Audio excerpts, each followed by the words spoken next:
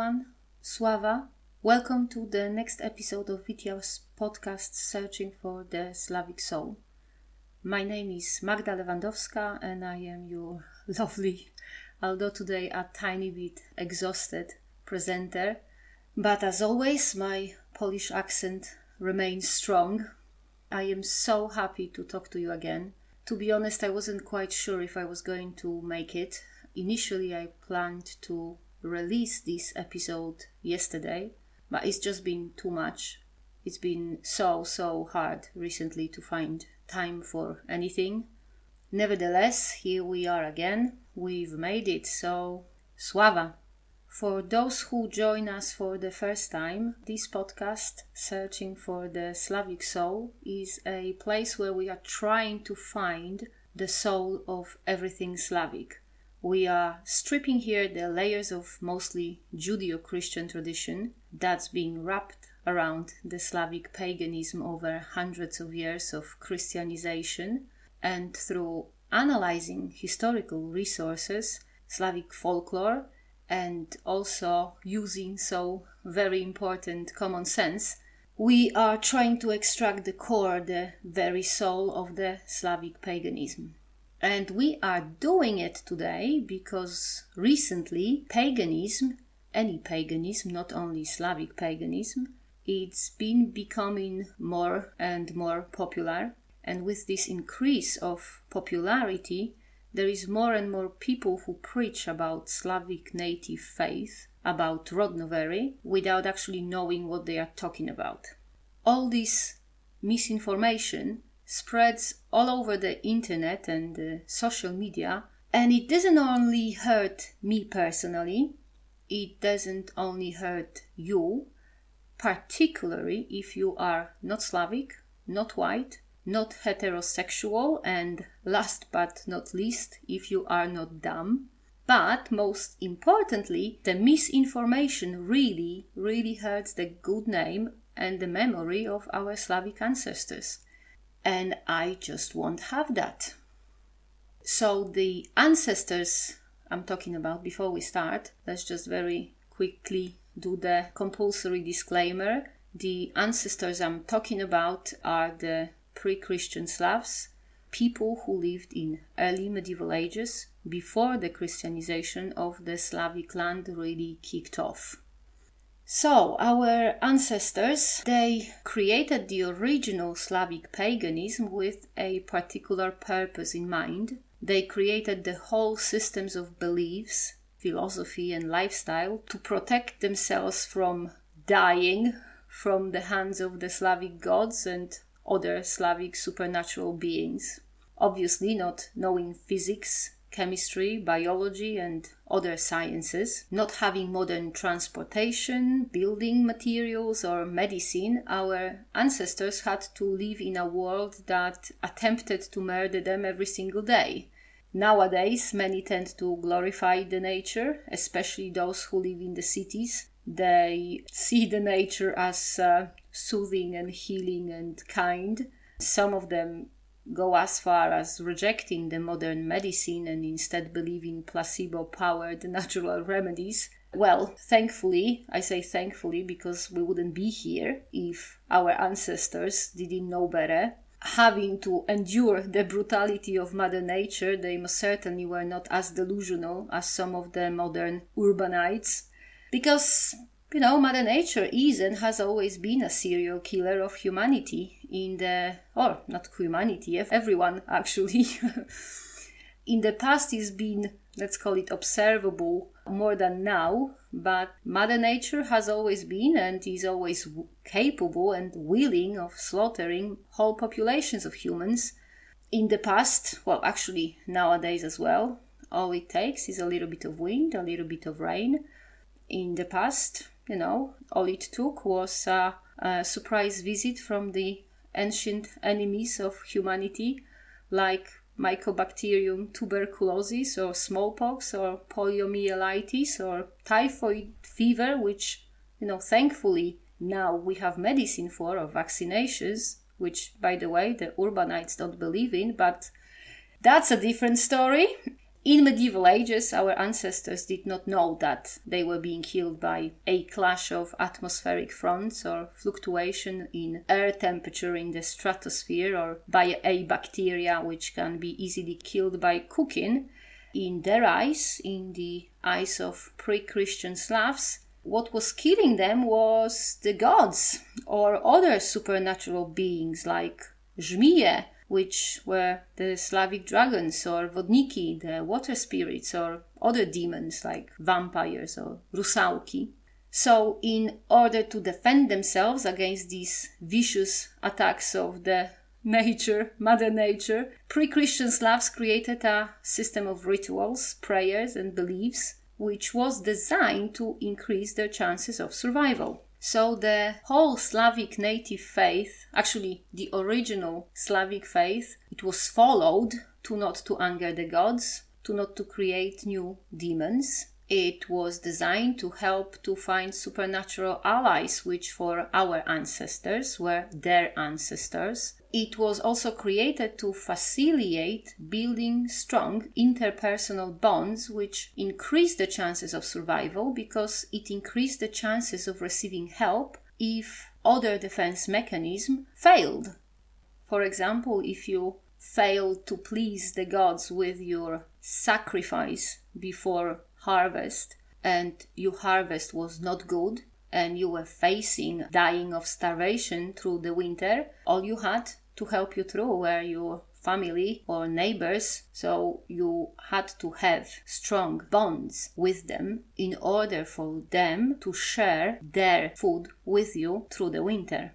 We do have it much easier nowadays, thanks to science and technology. In the modern times, we found many very efficient ways to fight against the most prolific serial killers of the Mother Nature. However, unfortunately, as the prosperity grows, as the science and technology makes us healthier and more safe, we, the humanity, we have encountered one more mortal enemy, ourselves.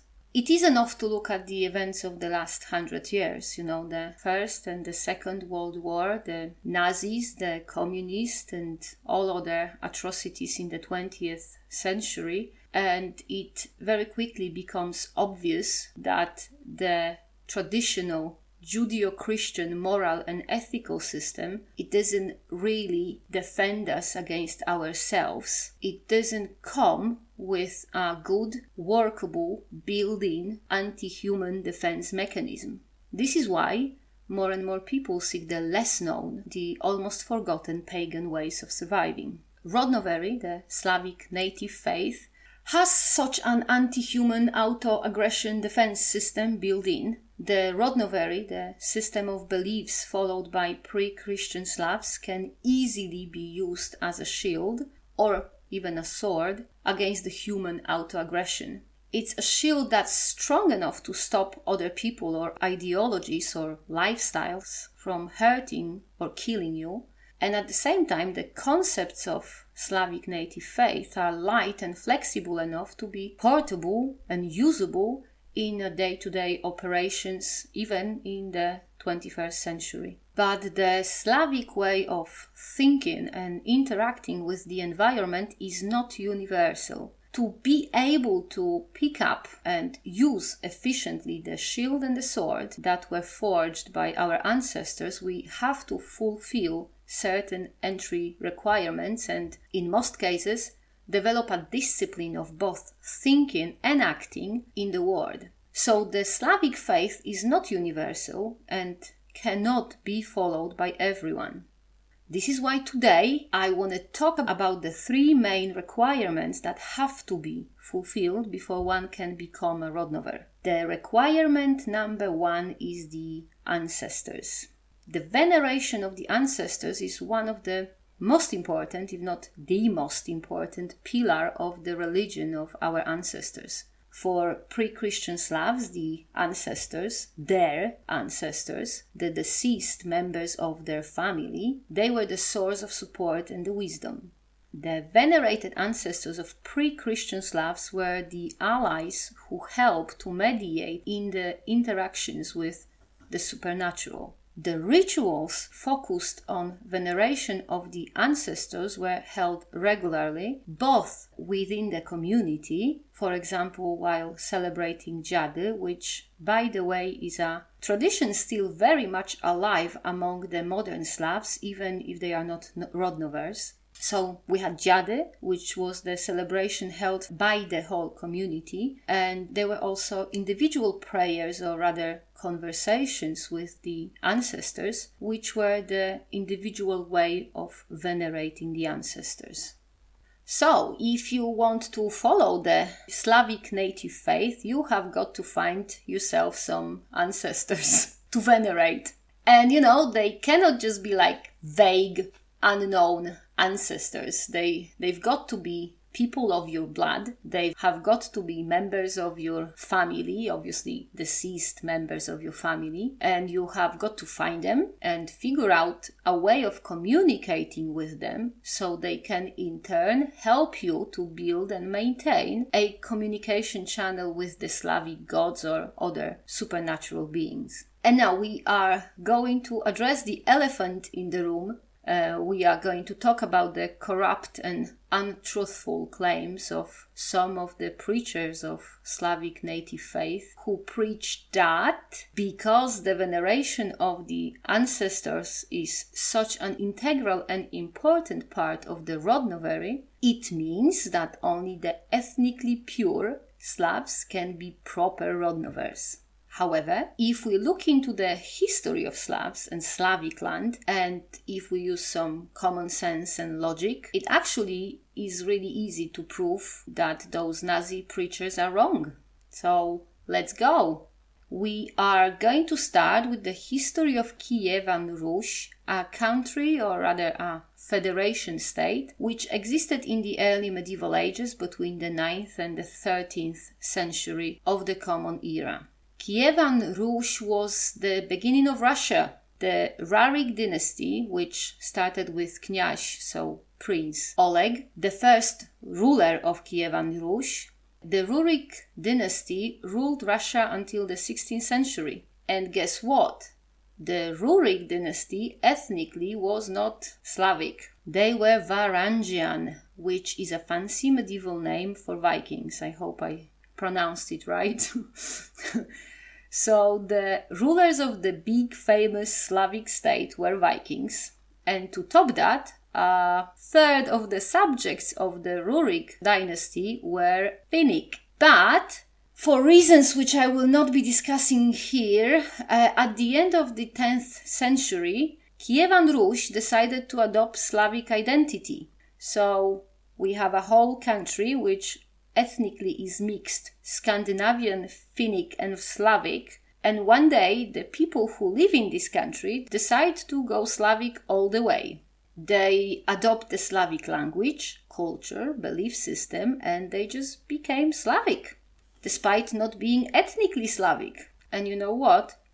Nobody has a problem with it. So why the heck now, suddenly, not ethnically Slavic Rodnover is such an issue? Can somebody explain it to me? Because I really don't get it. It makes no sense whatsoever, because the Slavic rituals of veneration of the ancestors don't actually require ethnically proper ancestors. They require ancestors. Full stop. People that are deceased and are related to you by blood. To open a communication channel with the afterlife, to open this channel in a Slavic way, you don't need to be of any particular ethnicity. You have to have ancestors, so deceased members of your bloodline who you know and understand well enough to communicate with them.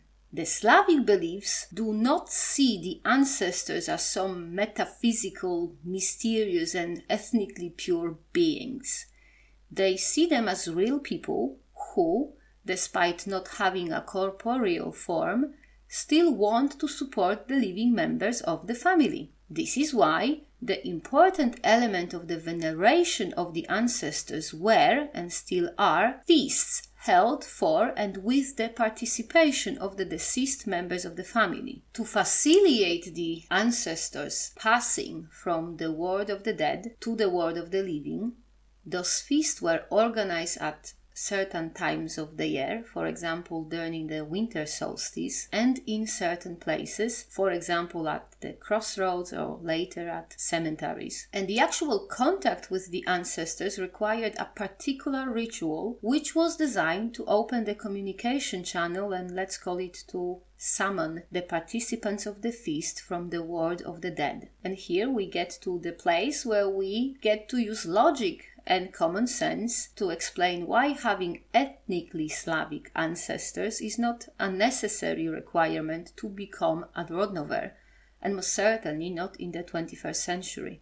You see, it goes without saying that an open and understandable communication is most likely to happen if the people who wish to communicate can speak the same language and know and understand the same cultural symbols or norms. In the early medieval ages, pretty much every Slavic man or woman, well, maybe with exception of Kievan Rus in the 10th century, but hey-ho. Every Slavic man and woman had at least one ancestor who followed, when he or she was alive, the original Slavic paganism. This is why the communication between, let's say, an early medieval Slav and his deceased grandmother was significantly easier. Both sides, the living Slav and his deceased grandmother, they knew the same rituals, symbols and words used during the celebration of Dziady. The Slav knew how to properly invite the grandmother for the feast. He knew the right words or gestures, and the grandmother also knew those words and gestures. She could understand it, recognize it, and most importantly, she knew what to expect and how to behave after passing to the world of the living. So, after arriving from the world of the dead, she didn't scare or hurt or hunt anyone. She was just there to help and support her family. However, in the 21st century, this mutual understanding between the living Rodnovers and their ancestors is not possible. If you are a modern Rodnover, pretty much every single ancestor you know by name or can discover and get to know by name was Christian. For you direct, the closest ancestors, those who you can call or summon by name, the pagan ritual of Dziady is as familiar as culture of, I don't know, Thailand or New Zealand. It's just all foreign. The vast majority of the deceased parents, grand and grand-grandparents of the 21st century Rodnovers, they're not pagans. They're either Catholic or Orthodox Christian, mostly. Our youngest ancestors, those who lived in the 19th or 20th or 21st century, those whose names we can still remember and call out, they don't know the symbols or norms of Slavic paganism. They don't know how to recognize the words or symbols we, the pagan, are using to call them. So, without the most basic platform of cultural communication, the field between the ethnically pure and not pure is just leveled. Because of hundreds of years of Christianization, in the 21st century, it does not matter at all if you are a Rodnover of Slavic or not Slavic ethnicity. Your youngest ancestors, those whose help you need and call upon, they won't understand your pagan ways anyway.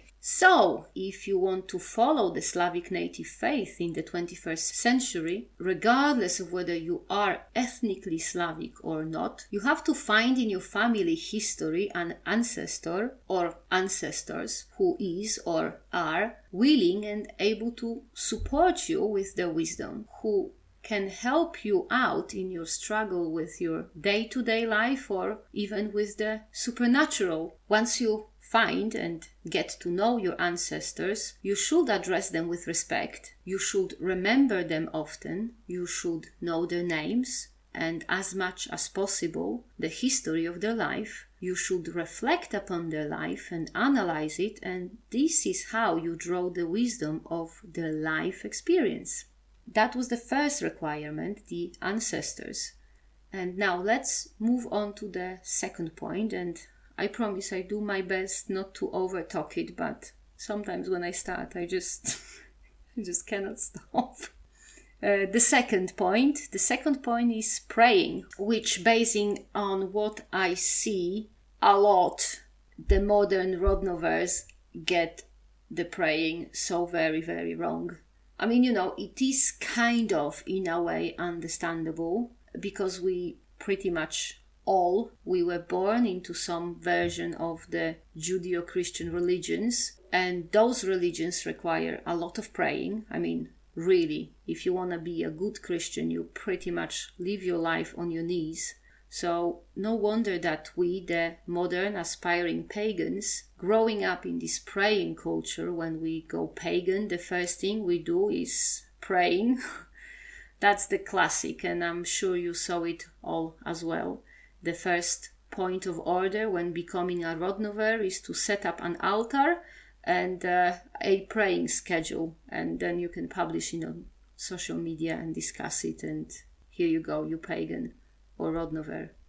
But the prayers, I just have no words. I did kind of read a little bit about these modern Rodnover prayers, and I have no words. There's just so many of these mystical websites and blogs full of real and one and only invocations to the Slavic gods, like, come on, without any written sources, but you know best. Of course, there's also a list of all the things that you should, have on your altar, like the right candles and the right herbs and, the construction and whatever. And there's also step-by-step recipes on how to make the right sacrifice of, cheap beef and some grain from a very special all-organic online shop. And it's sad. It's sad to watch and read, particularly when you see the pictures on social media of all those altars and candles and sacrifices, and then you read the discussions on what's right and what's not and who to pray to and how long. It's sad, because Slavs don't live on their knees, They just don't worship like that. I'm not going to elaborate more here, because I've already spent a good hour and a half or something like that talking about it in the first 3 episodes of Searching for the Slavic Soul. So if you want to know, please feel free to listen to those episodes. For now, I only very briefly say this. Slavic gods were not interested in monitoring or supervising Slavs or any humans in a way the Judeo-Christian gods do it. Yahweh or Allah or Jesus, they might be very keen on spying on their believers, but the Slavic gods were not and are not. The Slavic gods are the gods of the land and the forces of the nature. It means that, according to the beliefs of our ancestors, Veles, Perun or Mokosh had, and still have, more important things to do than watch over every step of a human, believer or not, from the point of view of a god of the land. So pretty much any Slavic god. Humans are not much more important than sparrows or ants or frogs, and most certainly less important than bees. What more, there's also some indications that pre-Christian Slavs actually did not want to be watched by their gods. For example, Ebo, a medieval historian, he recorded that in a temple of Triglav, which was one of the pre-Christian Slavic gods, so in the temple of Triglav, the bases on the statue of Triglav were covered with gold, so the god could not look upon his believers, so he didn't see their sins. So not only the Slavic gods did not want to watch their faithful, the faithful did not want to be watched either. This is why, if you want to become a Rodnover, first and foremost you have to stop bothering the gods with your prayers, because they don't care, and you don't want them to care. You really don't want the god of thunder or the gods of winds to start paying closer attention to you, because when they do, you are in trouble. You don't want the gods to look at you. Just stop. Praying is for priests, for żerca or wołch. So unless you are Slavic priest, stop praying. If you really have to, if you cannot manage your compulsion to pray, pray to your ancestors. They will listen to you, they will advise you, and they will help you out, and most importantly, they're not going to hurt you, hopefully, if you don't annoy them too much. As to the gods, the mighty rulers of the murderous nature, you pray to them only when you really have no other choice, like before a battle. You pray to them to say thank you to them after a good harvest. You pray to them when, you ate all your food and it's, the end of winter and the spring is just about to come and you have no other choice, because if the gods don't bring the spring and if the land doesn't start produce you food, you are stuck, like you are in trouble. So this is when you pray. You don't pray every single day. And of course, when you pray to the Slavic gods, the prayer is not enough. When you pray to the Slavic gods, you also have to offer them a sacrifice or promise them a sacrifice.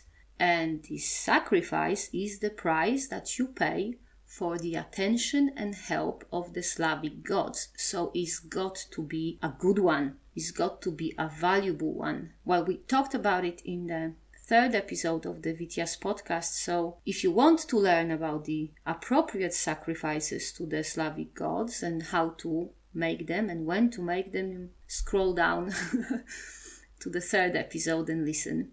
Or you can always visit us on our blog.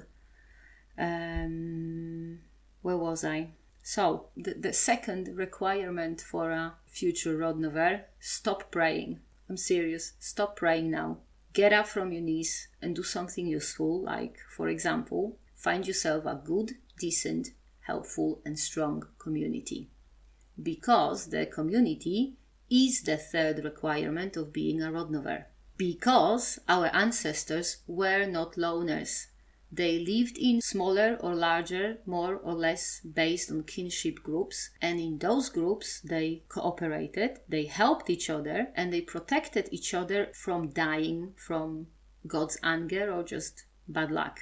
There was a group of people, funny enough, they were called dziady or lirnicy, who within the pre-Christian Slavic society, they were loners. The lirnicy, they traditionally traveled between villages and sang epic or religious songs.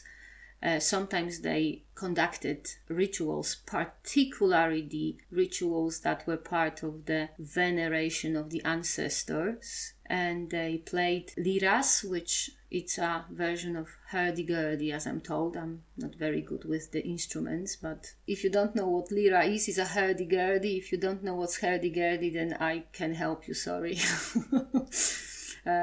But even those loners, even the lirnicy, they stayed in close and regular contact with other people, and they maintained good working relationship with the more settled Slavs. So if you want to follow the path of the Slavic faith, you have got to find yourself a community, and within this community you need to start building and maintaining interpersonal relationships based on mutual respect, trust, and on mutual goals. Focus on the benefit of both the community and the individual.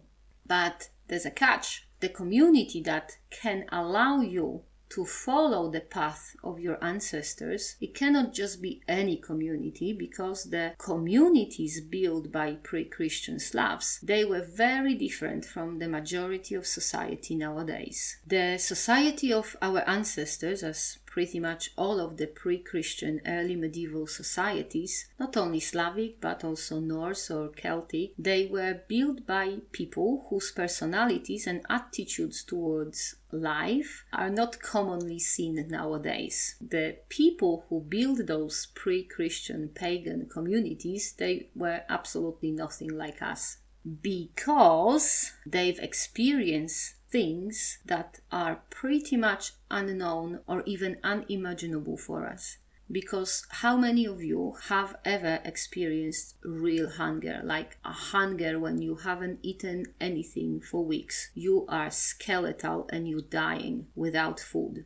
How many of you have seen your neighbors or members of family dying of diseases that were very common and very deadly in medieval ages, like smallpox, cholera, tetanus, or even pneumonia? How many of you witnessed or experienced a newborn dying, or a 2-year-old child dying, or a mother dying in labor from exsanguination or gangrene or peritonitis. How many of you have ever killed an animal and then proceeded to skin it, eviscerate it, cook it, and then eat it? How many killed another human being in a sacrifice to the gods? All of those unimaginable for most of us events, that was a part of a day-to-day life for our ancestors. Those events, they shaped personality and character traits seen only very seldom in the modern societies. And many modern people who actually experience events like that, they have PTSD and need treatment. Our ancestors had to keep going. No therapy, no drugs, no time off. Keep going or die.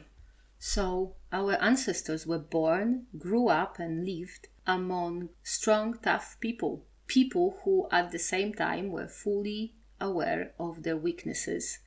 They knew how fragile they were. They saw it every single day. You trip over, break your leg, you're dead. Especially if it's an open fracture. Nowadays, you just spend some time in the hospital and then you're good. They didn't have painkillers either, so it really wasn't nice. Those people were proud and determined, but at the same time they were humble towards the forces of nature. Those people, they were hell-bent on surviving, but at the same time they were ready to die every day. Our ancestors did not spend their days agonizing over the best color of candles on the altar. They didn't argue and ponder for hours over the most appropriate words for a religious incantation or the proper way of starting a sacrificial fire, which seemed to be the most important and most discussed topics amongst modern Slavic pagans nowadays. Our ancestors had real problems, and if they didn't have real problems, they didn't create them, as we, the modern Rodnovers, seem to be doing it on a daily basis. So, if you want to become a Rodnover, a part of finding your ancestors, you also should find yourself a community of reasonable, responsible people able to cope with their life without drama, people able to tell apart a real problem from an imaginary one, capable of appreciating and seeing their life and the world in general for what they really are.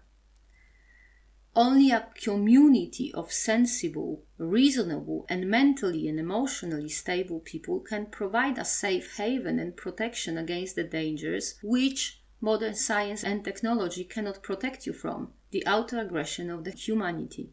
And now, those of us who want to follow the Slavic native faith, we want to follow this path for a reason. Usually the reason is disappointment or loss or rebellion against the dominant religion or philosophy or lifestyle that rejects us or disgusts us. Often the people who want to follow the Slavic faith, they seek a sense of belonging or self-worth, or, which is the most disgusting reason in my humble opinion, they seek to feel superior towards others, and again, very disgusting thing to do, many of those people do find the sense of superiority by corrupting the tradition of our ancestors and twisting it into a mold of one of many totalitarian ideologies of the 20th century. And you don't want to do it because it's wrong and it's disgusting. When you're lost and disappointed, when you are at the crossroads of rejection and rebellion, it's understandable that you just want to get the heck out of there. But before you do it, you've got to choose your path. And this is when you have a decision to make. If you want to leave the crossroads following a path that's nice, easy and enjoyable, I will strongly recommend that you do not follow the path of the old Slavic gods. Firstly, because the Slavic faith is not and has never been nice, easy and enjoyable. Rodnover is a modern religion reconstructed from trace and vague evidence left by our Slavic ancestors. Rodnover does not have any scriptures, sagas, eddas or any other uncontaminated written sources. Rodnover doesn't have any living original pagan, uncontaminated believers, preachers or prophets. And this is why Following the Slavic native faith requires constant research, constant looking out for sources of knowledge and ways of interpreting it. It requires thinking, analyzing, questioning, and discussing. The modern Slavic faith is like a river. It's constantly changing, demanding vigilant attention and looking out for whirlpools. Because it's so easy to fall into a whirlpool that will lead you into a muddy trap of totalitarian corruption. The second reason why Rodnover is not an easy path is the fact that the original Slavic faith was created by and for people much stronger, tougher, and much more resilient than we are. Therefore, the Slavic native faith can't be easy. It's got to be tough. Don't take this path if you're not prepared to work bloody hard for it. However, if you are ready to take the hard path, if you are prepared to push yourself intellectually and emotionally and physically, if you are determined enough to find your ancestors, to understand them and accept their help, if you can get up from your knees, if you can stop praying and start deciding and acting for and on your own, if you are strong enough to stop following the rules of scriptures or commandments or preachers or even the God himself or herself, if you are brave enough to make friends with sensible, responsible and capable people, and believe me, it's not easy to make friends with people like that because they take no bullshit. And if you are brave enough to build a community as strong as the communities of pre-Christian Slavs were, then and only then can you join the Slavs. Take the shield and the sword, both forged by your ancestors, and use those weapons to fight off all the things that you were running from, all the things that made you feel lost, disappointed and rejected at the beginning of your path. That's all for today. I really enjoyed talking to you and I hope I wasn't too boring. Thank you very, very much for listening, and a slightly more very much thank you for letting us know what you thought about the episode so far. It's absolutely brilliant to get you emails or messages or comments, and it'll be absolutely great to hear from you again. As always, you can contact us via our website, which is witia.daboru.squarespace.com. You can contact us via Facebook, Instagram or YouTube, and also you can email us on witia.daboru@gmail.com. That's witia.daboru@gmail.com. Regardless whether you agree or not with the opinions and point of views presented in the podcast, do let us know. Again, Slavic native faith is all about thinking things through and discussing it and analyzing, so go for it. So even if you don't agree or think we stupid, go for it. Let us know. And for now, take care and stay safe, and Sława. See you next time.